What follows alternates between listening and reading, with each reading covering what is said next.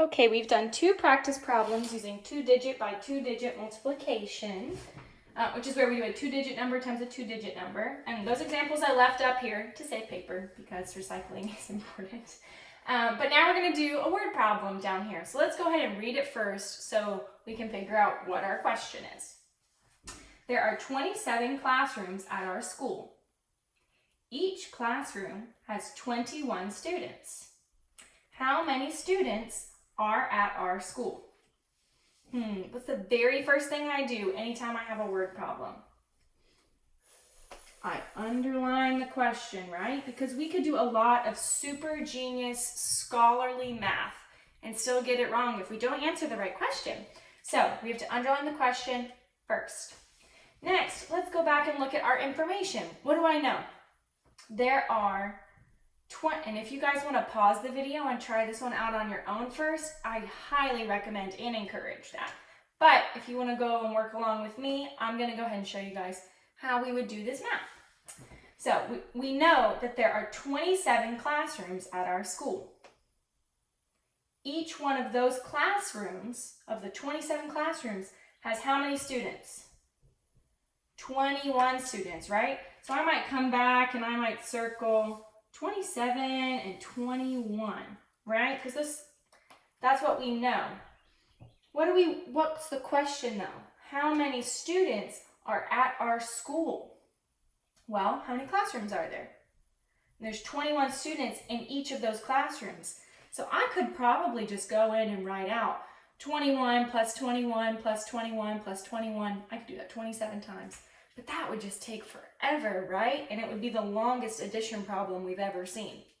Instead, why don't we use the math we've been learning?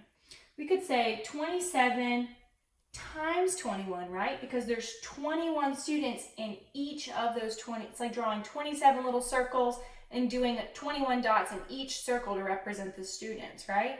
It's too much to draw.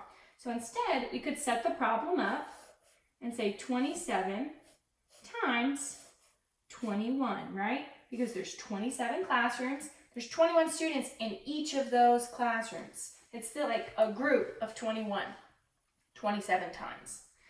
So 27 times 21, I've lined up my ones place. I've lined up my tens place. So first things first, we're going to say 1 times 7 equals 7. And 1 times 2 equals 2. Those are easy because they're the ones.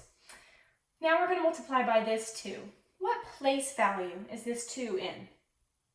The tens, right? It's in that tens place value. So that means we have to put our fancy 0. I like to make mine smile just so I can remember that it's different. But to hold that place of the ones value, right?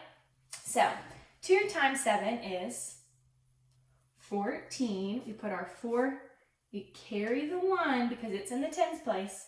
And then we'd say 2 times 2, 4. So 4 plus this 1 up here, we would get 5. We broke it down before, and when we break something down, we have to bring it back together. So let's go ahead and bring that back together, add those. 7 plus 0 equals what? 7. What about 2 plus 4? That would be 6. And we don't have anything here, so nothing plus 5. 0 plus 5. 567. So, I'm not sure if we're right yet. Let's go back and check. Did we answer the question? How many students are at our school? 567. 27 times 21 would be 567. So how many students are at our school? There's 567 students, right? And you could add in at our school if you'd like. But there's 567 students. Great job, you guys.